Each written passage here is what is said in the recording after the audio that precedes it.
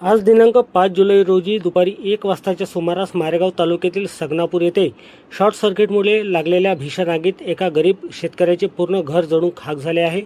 या दुर्दैवी घटनेत दिनकर मोहितकर यांचे अतोनात नुकसान झाले असून यांनी शेतीच्या हंगामात ओढवलेल्या या संकटामुळे मोहितकर कुटुंब उघड्यावर आले आहे। प्राप्त माहितीनुसार दुपारी 1 वाजताच्या सुमारास घराच्या वीज उपकरणामध्ये अचानक शॉर्ट सर्किट झाले आणि क्षणात आगीने रौद्ररूप धारण केले। पाहता आगीने संपूर्ण घराला कवेत घेतले। या आगीत घरात असलेली धान्य, कपडे, अंथरूण, पांघरूण आणि रोजच्या वापराच्या खाण्यापिण्याच्या सर्व जीवनावश्यक वस्तू पूर्णपणे जळून खाक झाल्या। दिनकर मोहितकर हे एक कष्टकरी शेतकरी आहे। सध्या खरीप हंगामाची लगबग सुरू असताना शेतात पेरणीसाठी आणि देखभालीसाठी त्यांना आर्थिक बळाची गरज असतानाच ही दुर्दैवी घटना घडली।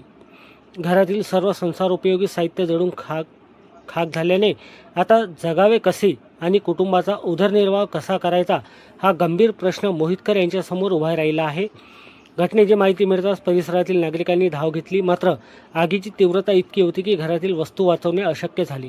या नुकसानीची तातडीने दखल घेऊन शासनाने मोहितकर परिवाराला तातडीने आर्थिक मदत द्यावी अशी मागणी नागरिकांकडून केली जात आहे।